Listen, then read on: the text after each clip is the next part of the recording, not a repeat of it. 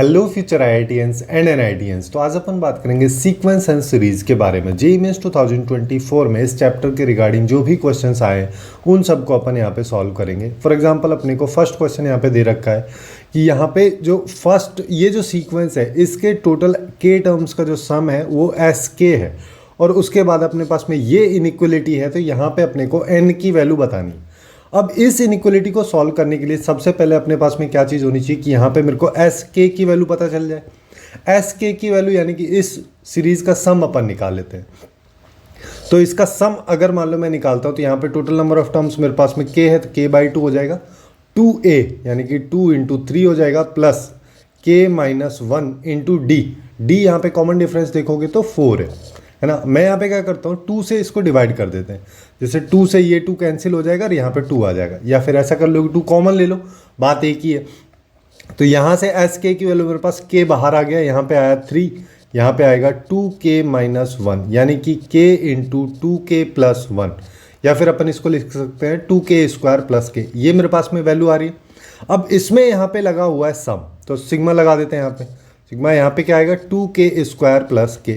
अब इसको सेपरेटली कर लो कि यहाँ पे आ जाएगा, देखो यहाँ पे आएगा k स्क्वायर, 2k स्क्वायर आएगा लेकिन 2 कांस्टेंट है तो बाहर आ जाएगा, यहाँ पे सिग्मा ऑफ k। अब k क्या कह रहा है, यहाँ पे जब k की वैल्यू 1 से n तक है तो n नेचुरल नंबर्स के स्क्वायर का सम और ये n नेचुरल नंबर्स का सम। तो अपने को यहाँ पे इसकी वैल्यू निकालनी है, तो ये क्या आ जाएगा n into N plus 1 into 2n plus 1 by 6, ये हो गया, प्लस यहाँ पे आ जाएगा n into N plus 1 by 2। अब मेरे को क्या करना है, मेरे को यहाँ पे इस वैल्यू से इसको मल्टीप्लाई भी करना है, तो अपन इसको कर देते हैं। तो अपने पास आएगा 6 divide by n into N plus 1 को मल्टीप्लाई कर दो, यहाँ पे n प्लस 1 हो गया, यहाँ पे हो जाएगा 2n प्लस 1 बाई 6 हो गया, plus 6 divide by n into N plus 1 into यहाँ पे n into N plus 1 by 2। बस यहाँ पे देख लो क्या क्या कैंसिल हो रहा है, इससे ये पूरा गया, 6 से 6 अपने पास चला जाएगा, इससे ये पूरा चला जाएगा, यहाँ पे बचेगा 3। तो यहाँ पे बच रहा है 2 इंटू 2n प्लस 1 यानी कि आ जाएगा 4n प्लस 2 प्लस 3। यहाँ से अपने पास इसकी वैल्यू आ रही है 4n प्लस 5। अब ये किसकी वैल्यू है, ये जो बीच में लिखा हुआ है इस पूरे की वैल्यू अपने निकाल ली है यहाँ पे 4n प्लस 5।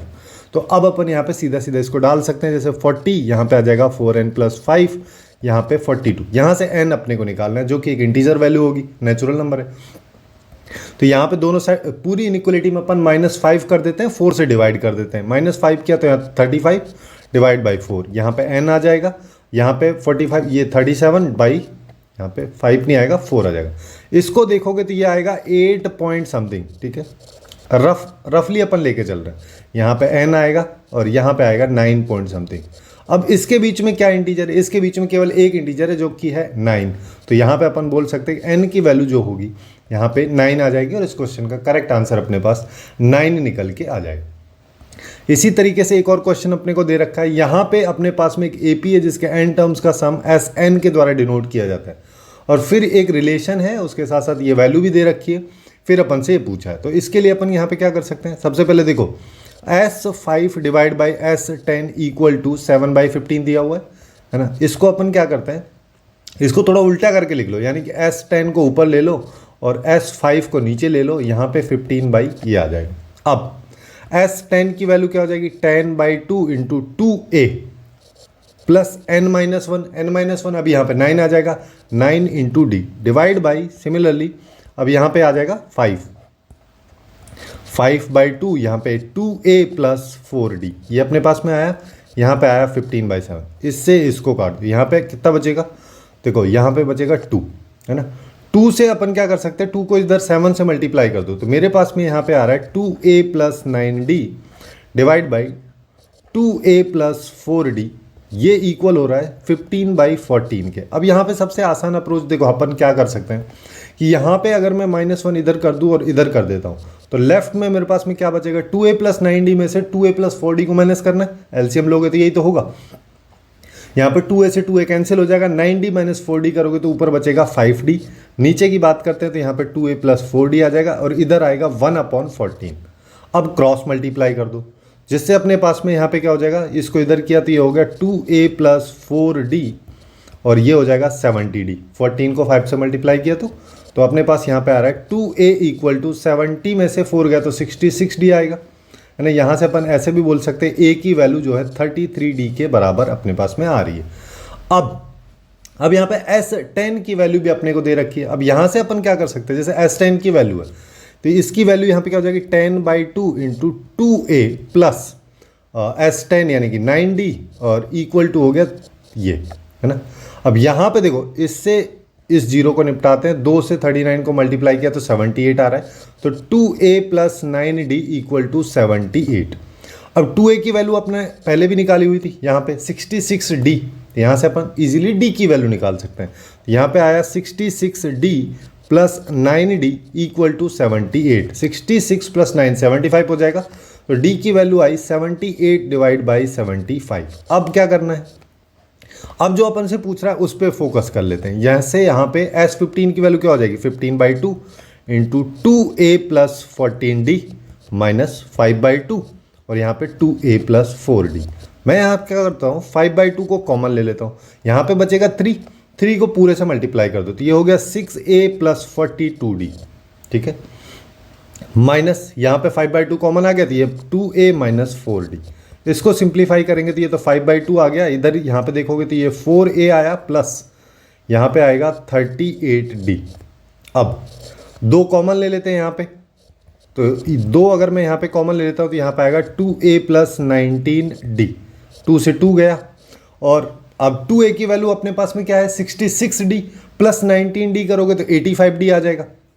तो अभी आया अपने पास 5 इंटू 85d, है ना। इसको सिंप्लीफाई करना है यानी कि 5 इंटू 85 इंटू 78 डिवाइड बाई 75। तो यहाँ पे अपन देखो 3 से इसको काटो 25 और यहाँ पे कितना आ जाएगा 2 यहाँ पे आ जाएगा 26 यहाँ पे आ गया, है ना।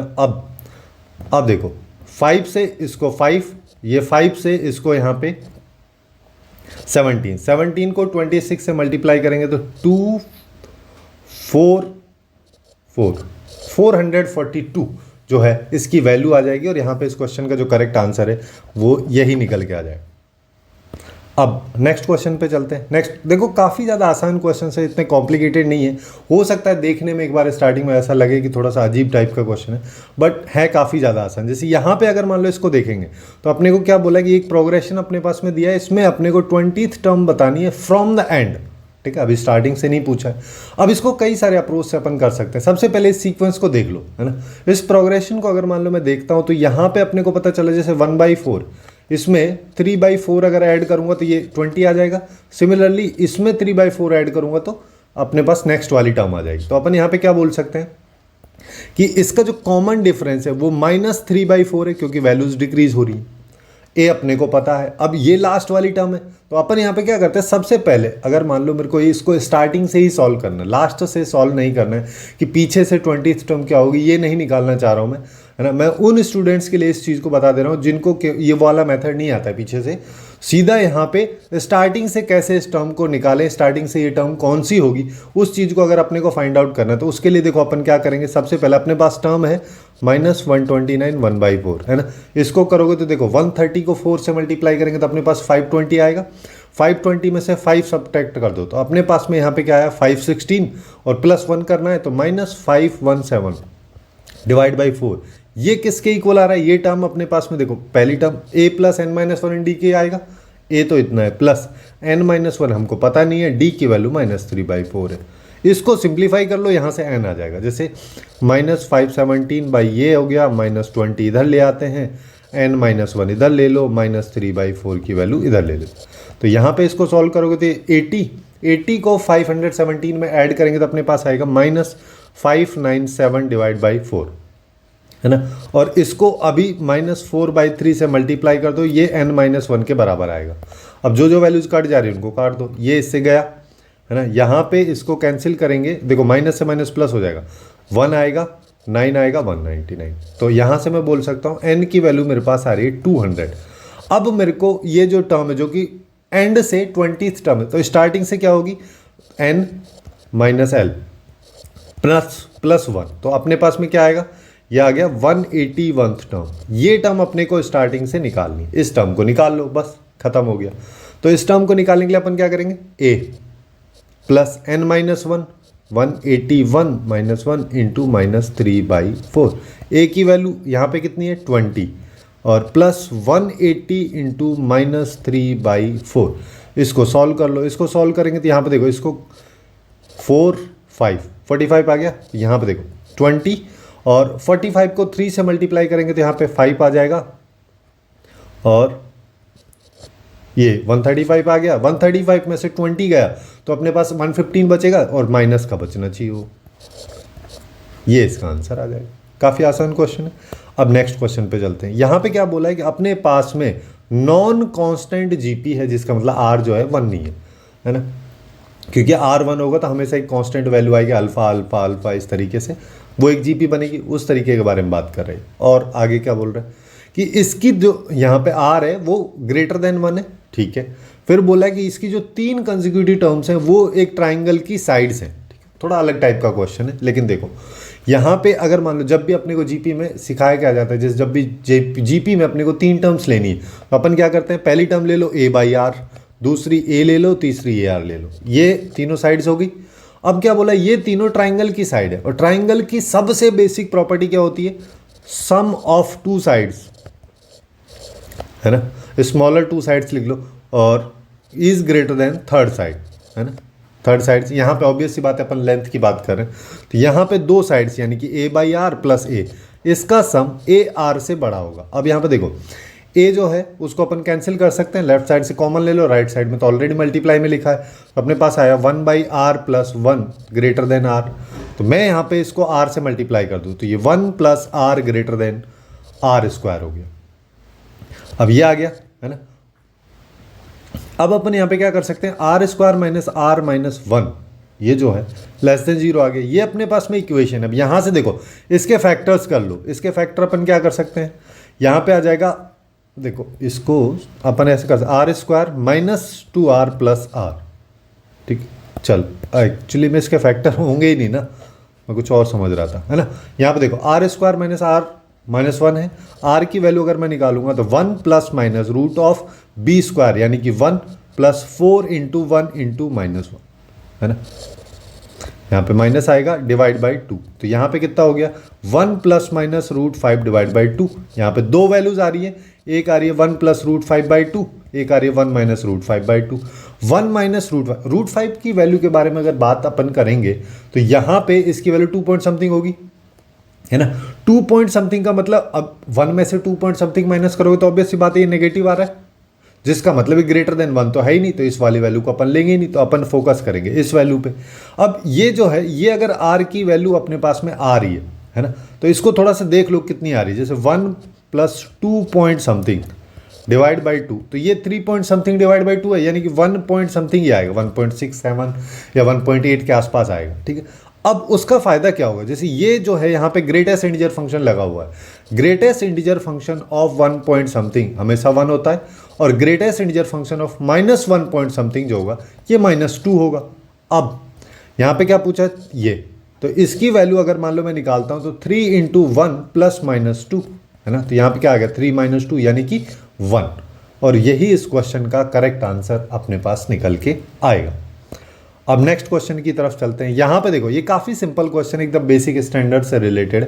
यहाँ पे क्या बोला है, अपने पास एक सीक्वेंस ये है, एक सीक्वेंस ये है, तो यहाँ पे नंबर ऑफ कॉमन टर्म्स अपने को इन दोनों सीक्वेंस में बतानी है। सबसे पहली कॉमन टर्म अपन ढूंढ सकते हैं तो वो 7 अपन को मिल गई।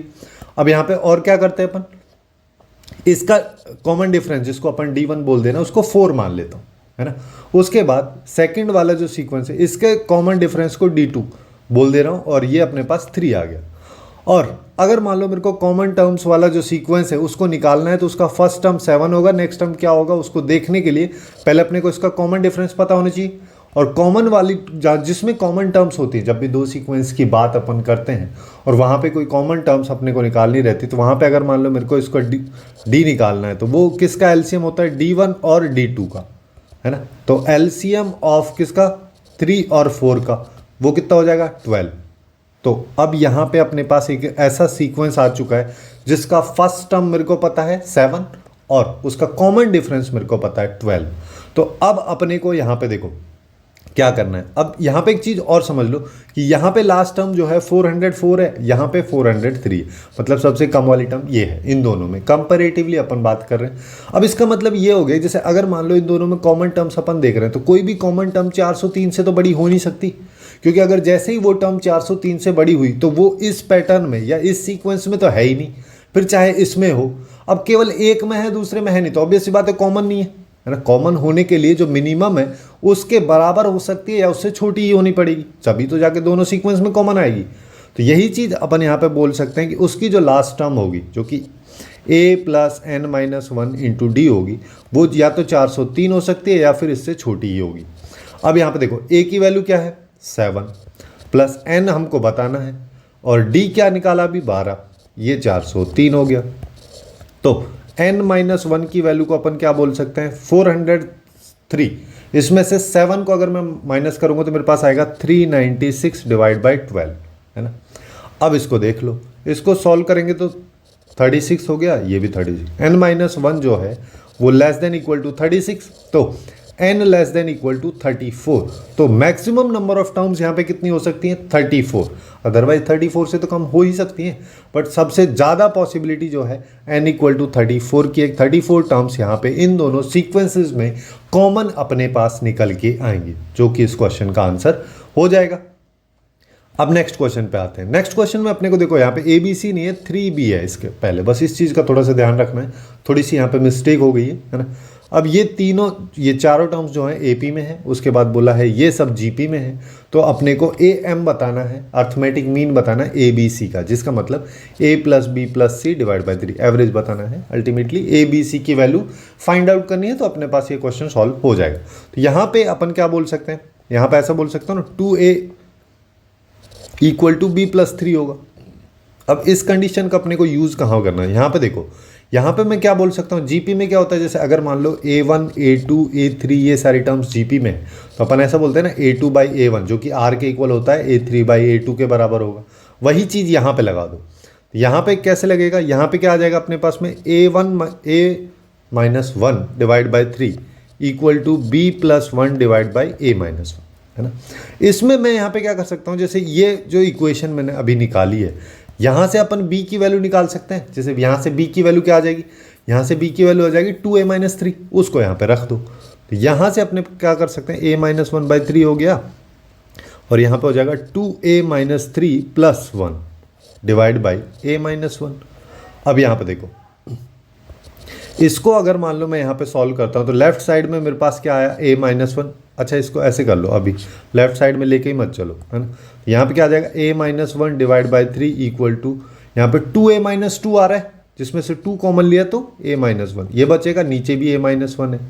इन दोनों को कैंसिल कर दो, है ना। इन दोनों को कैंसिल किया तो मेरे पास में यहाँ पे a की वैल्यू कितनी आ गई 6, माइनस की जगह प्लस हो जाएगा तो 7, a की वैल्यू 7 आ गई है।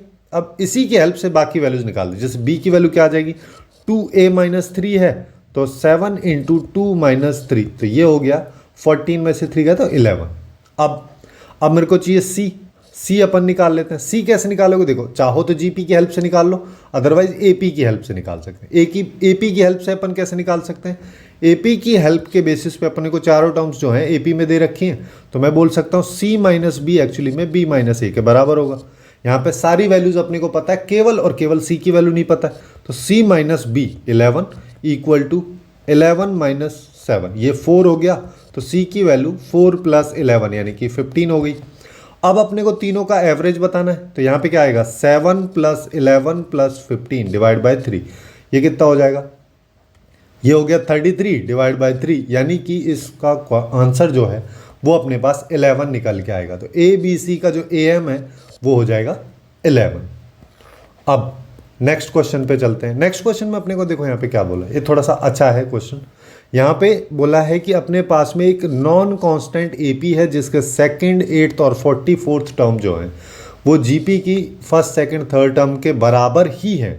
फिर बोला है कि AP की फर्स्ट टर्म जो है वो 1 है, तो अपने को उस AP के 20 टर्म्स का सम बताना है। इसके लिए अपन यहाँ पे क्या कर सकते हैं, जैसे सेकंड टर्म है, AP के बारे में अपन बात करें सबसे पहले। सेकंड टर्म क्या हो जाएगी, A प्लस डी होनी चाहिए। अब A 1 है तो ये D प्लस 1 हो गया। और 8th टर्म क्या होगी, a प्लस 7d, a 1 है तो ये 7d हो गया। सिमिलरली यहाँ पे 44th टर्म क्या हो जाएगी, a यानी कि 1 प्लस 44d। अब क्या बोला है कि ये जो टर्म है फर्स्ट टर्म, ये एक्चुअली में जीपी की फर्स्ट टर्म है, सेकंड टर्म जो एपी की थी वो जीपी की फर्स्ट टर्म है, ये सेकंड टर्म है, ये थर्ड टर्म है। अब कंडीशन क्या है, जीपी क्या कहता है, जीपी के बेसिस पर अपन ऐसा बोल सकते हैं a2 का whole square equal to a1 into a3, बस इसी को लगाना है।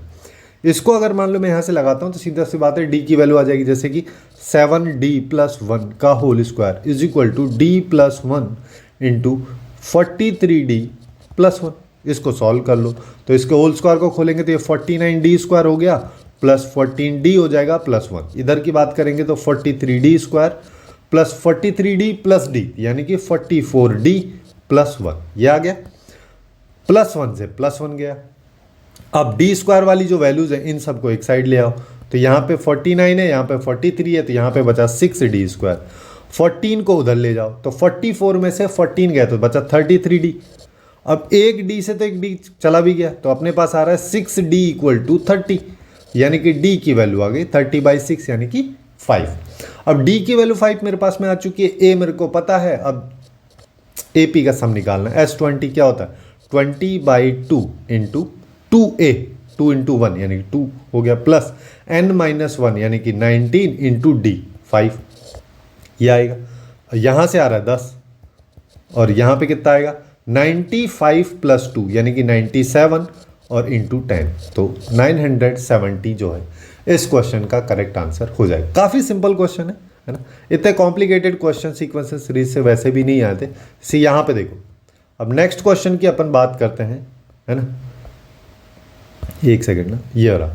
हाँ, यहाँ पे अपने पास में क्वेश्चन दिया हुआ है, ये जो वैल्यूज़ हैं एपी में है और उसके बाद ये सारी की सारी वैल्यूज़ भी एपी में है, तो अपने को यहाँ पे ए बी और सी का रेशियो बताना। अब इस तरीके के क्वेश्चन को अपन देखो पूरा सॉल्व नहीं करेंगे, है ना, बहुत ज़्यादा लेंथी हो जाएगा। उसकी बजाय हम यहाँ पे कुछ क्रिटिकल अप्रोच लगा सकते हैं, जैसे कि जो हमको क्या पता है, जैसे LNA या log A log B log C अगर AP में होते हैं तो A B C GP में होंगे, है ना। और अगर आपको नहीं भी पता है तो ये वाला देख लो, ये LNB है ना, बीच वाली टर्म का ट्वाइस इज इक्वल टू बाकी दो टर्म्स के सम के, ये होता है ना। अब ये 2 जो है इधर पावर में चला जाएगा तो यहाँ पे आएगा LNB स्क्वायर, यहाँ पे दोनों मल्टीप्लाई में हो जाएगा। LNM इंटू एन कैसे खुलता है, LNM प्लस LNN, यहाँ से दोनों साइड LN तो अपन यहाँ पे बोल सकते हैं ना B square equal to AC। पहली कंडीशन अपने पास में ये आ रही है। अब इसकी हेल्प से अपन देखो क्या कर सकते हैं, ये क्या कह रहा है कि सेकंड वाली जो टर्म है जो भी होगी, चाहे उसका कोई भी रेशियो हो, है ना, जो भी टर्म होगी उसका होल स्क्वायर जो है बाकी दोनों टर्म्स के मल्टीप्लिकेशन के बराबर है। तो यही चीज़ यहाँ पे आनी चाहिए, जैसे इन दोनों को मल्टीप्लाई करता हूँ, ए और सी को, 16 आ रहा है तो बी स्क्वायर के बराबर है तो ये भी है ना। अब यहाँ पे देख लो, इन दोनों को मल्टीप्लाई किया तो 12 तो किसी का होल स्क्वायर होता नहीं, तो ये ऑप्शन तो अपना पूरे तरीके से खत्म हो गया। यहाँ पे देखोगे तो ये 36 है, 6 का स्क्वायर है, चलो इसको भी कंसीडर करेंगे। यहाँ पे 100 है, 10 का स्क्वायर, इसको भी कंसीडर करेंगे। अब एक ऑप्शन अपने पास में यहाँ पे एक्सक्लूड हो चुका है, अब उसके लिए दूसरी कंडीशन है बाकी ऑप्शंस के लिए। देखो यहाँ पे क्या बोला है, LNM माइनस LNN, इसको LNM/n लिख सकता हूँ, तो ये आ जाएगा LNM क्या है 2 और यहाँ पे 2b। दूसरी टर्म क्या है 2b डिवाइड बाई 3c, ठीक है। थर्ड टर्म क्या है, थर्ड टर्म अपने को यहाँ पे दे रखे 3c डिवाइड बाई a। वापिस से वही जो इधर लगाया है उसी चीज़ को इधर लगाएंगे, क्योंकि ये सारी टर्म्स भी AP में है तो इनके साथ जो ये वैल्यूज़ लिखी हैं ये सब GP में होनी चाहिए। मतलब 2b बाई 3c का whole square is equal to a by 2b into 3c by a, ये आएगा। a से a गया, यहाँ पे क्या बच रहा है 3c बाई 2b। अब इसको इधर लेके आओगे तो अल्टीमेटली ये हो क्या जा रहा है, 2b बाई 3c का whole cube is equal to 1, यानी कि 2b by 3c is equal to 1, जिसका मतलब b बाई c की वैल्यू क्या आ गई 3/2। अब ये होना चाहिए b और c का जो रेशियो है उसमें 3/2 का रेशियो होना चाहिए। देख लो इन दोनों में है ही नहीं, 10 और 4 में कहाँ 3/2 है, नहीं है, तो ये भी हट गया। c तो ऑलरेडी हटा हुआ है, ये 4/1 हो गया, ये भी हट गया और केवल b बच रहा है, तो b अपने पास में इसका आंसर हो जाएगा। 6/4 यहाँ पे दे रखा है, 6/4 को अपन 3/2 लिख सकते हैं, तो इस क्वेश्चन का करेक्ट आंसर अपने पास b निकल के आ जाएगा। अब नेक्स्ट क्वेश्चन पे चलते हैं। नेक्स्ट क्वेश्चन में यहाँ पे देखोगे तो यहाँ पे क्या बोले, नंबर ऑफ, वापिस से वही सेम चीज़ है, नंबर ऑफ कॉमन टर्म्स अपने को बताना है। से यहाँ पे 25th टर्म तक है और यहाँ पे 36th टर्म तक है ना। अब इस क्वेश्चन में लास्ट वाली टर्म नहीं दी है ना, उसकी बजाय यहाँ पे बोल दिया कि इतने टर्म तक यहाँ पे चल रहे हैं। तो अपन क्या करेंगे, यहाँ पे 25th टर्म निकाल लो। 25th टर्म कैसे निकालेंगे, देखो a plus 24 into D, D यहाँ पे कितना है 5 है ना, तो ये कितना हो जाएगा 120, 124 हो गया। इसको देख लो 36th टर्म को अगर मैं देखूंगा तो यहाँ पे a कितना है ये, और 35 इंटू डी कितना है 3 है ना, तो ये कितना आएगा,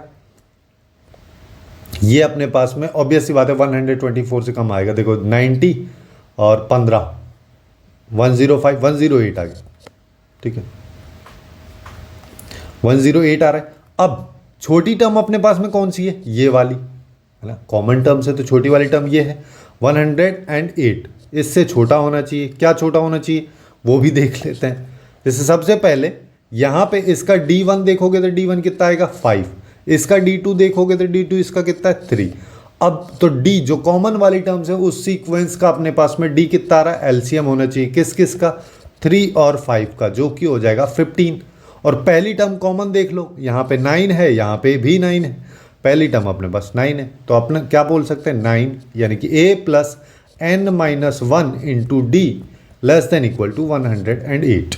ये आया, तो n minus 1 is less than equal to 108 में से 9 गया तो 99, 99 डिवाइड बाई 15 ये आएगा 6 पॉइंट समथिंग है ना, तो n minus 1 less than equal to 6 point something, तो n is less than equal to 7 point something. तो n तो एक नेचुरल नंबर है ना, नंबर ऑफ टर्म्स तो यहाँ पे इंटीजर ही हो सकती है, तो n क्या आएगा मैक्सिमम 7। तो यहाँ पे इस क्वेश्चन का जो करेक्ट आंसर है वो डी हो जाएगा। टोटल नंबर ऑफ 7 टर्म्स यहाँ पे कॉमन होंगी इन दोनों पैटर्न्स में। अब नेक्स्ट क्वेश्चन पे बात करते हैं। नेक्स्ट क्वेश्चन में अपने को देखो यहाँ पे क्या दिया है, ये काफ़ी इंटरेस्टिंग सा क्वेश्चन है कि इस बार यहाँ पे सम दे रखा है, फिर अपन से p की वैल्यू पूछा है। अब इसको कई सारे तरीके से कर सकते हैं, लेकिन सबसे इजी और स्टैंडर्ड जो मेथड है उसी को अपन यहाँ पे फॉलो करेंगे। जैसे 8 है ना, अच्छा इसको लिखते नहीं है, ये तो लिखा ही हुआ है क्वेश्चन में, इसी के बेसिस पर मैं क्या करता हूँ, जैसे 1/4 यहाँ पे भी 1/4, यहाँ पे भी 1/4 है, तो मैं पूरी इक्वेशन को 1/4 से मल्टीप्लाई कर देता हूँ। 8 को 1/4 से मल्टीप्लाई किया तो मेरे पास में आया 2, इधर आ जाओ। अब 3 को 1/4 से मल्टीप्लाई करते हैं तो इसको इधर लिख देता हूँ, एक टर्म खिसका के, यहाँ पे आ जाएगा 1/4 का स्क्वायर और यहाँ पे आएगा 3 प्लस p। सिमिलरली यहाँ पे क्या आएगा 1/4 का क्यूब और 3 प्लस 2p। इस तरीके से चलता जा रहा है। अब इन दोनों को ऐड कर दो, ऐड करने की बजाय मैं यहाँ पे क्या करता हूँ, सब्ट्रैक्ट कर देता हूँ है ना, तो यहाँ पे लेफ्ट में बचा 6, यहाँ पे आया 3 प्लस, अब इन दोनों में से देखो क्या बच रहा है ना, 3/4 से 3/4 गया तो यहाँ पे बचा p/4, अगले वाले में क्या बचेगा p/4 स्क्वायर, अगले वाले में p/4 क्यूब, इस तरीके से चल रहा है।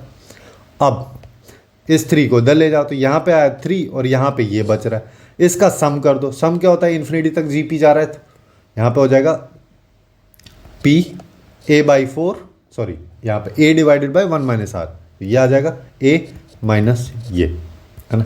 अब अपने को p की वैल्यू निकालनी है, तो यहाँ पे आ जाएगा 3 इंटू, यहाँ पे क्या बच रहा है, इसको सॉल्व करोगे तो 3/4 है, इसको 3/4 कर दिया, इक्वल टू p/4 के है, 4 से 4 गया, p की वैल्यू आ गई 9, खत्म। बहुत आसान सा क्वेश्चन। अब नेक्स्ट क्वेश्चन जो कि इस सेगमेंट का लास्ट क्वेश्चन है, इसके बारे में भी बात कर लेते हैं।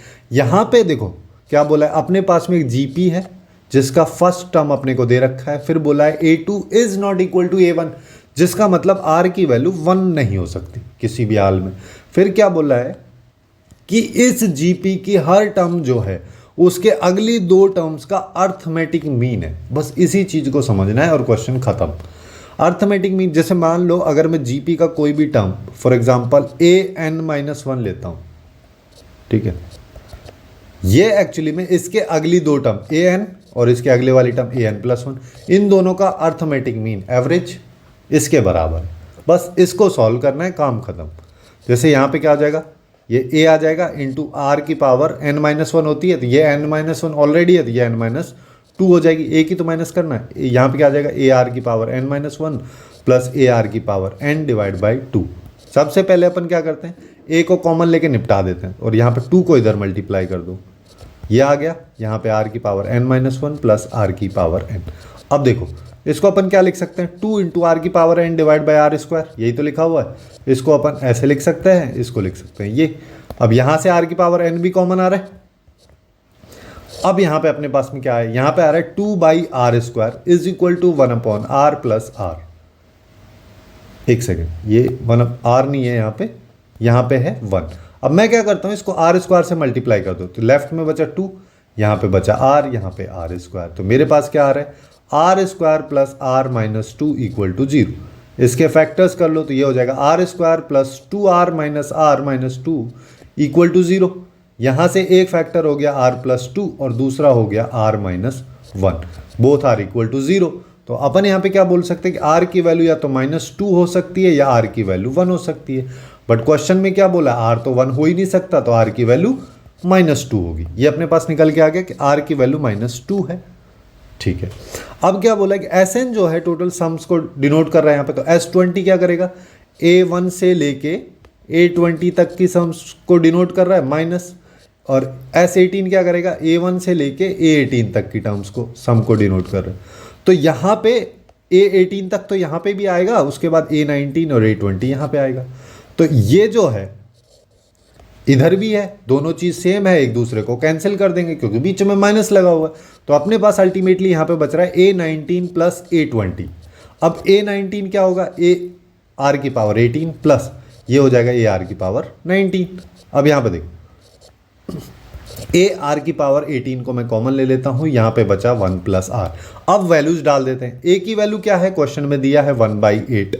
अच्छा 1/8 को मैं डायरेक्ट ऐसे लिख देता हूँ कि वो एक्चुअली में 1/2 की पावर 3 लिखा हुआ है, और r की वैल्यू -2 है, उसकी पावर 18 है, ये 1 - 2 लिखा हुआ है। तो यहाँ पे माइनस साइन तो आएगा इसकी वजह से, और यहाँ पे देखोगे तो पावर इवन नंबर है तो ये माइनस प्लस में कन्वर्ट हो जाएगा। तो अपने पास केवल एक माइनस आ रहा है, और यहाँ पे आ रहा है 2 की पावर 18 डिवाइड बाई 2 की पावर 3। तो अपन बोल सकते हैं -2 की power 15 is the correct answer for this question. तो यहाँ पे इस क्वेश्चन का करेक्ट आंसर जो है अपने पास ए निकल के आ जाएगा। कुछ इस तरीके से ही सीक्वेंस सीरीज के काफ़ी अच्छे क्वेश्चंस को अपन ने यहाँ पे सॉल्व किया है, जो कि जेईई मेंस 2024 के जनवरी सेशन में आए थे। इसी तरीके से अपन ने बहुत सारे चैप्टर्स को कवर किया है, जिसका प्लेलिस्ट आपको लेफ्ट साइड में वहाँ पे दिख रहा होगा, वहाँ से जाके आप चेकआउट कर सकते हैं। सो आज के लिए बस इतना ही। Hopefully you guys find it useful, and if you find it useful then please do like, share and subscribe.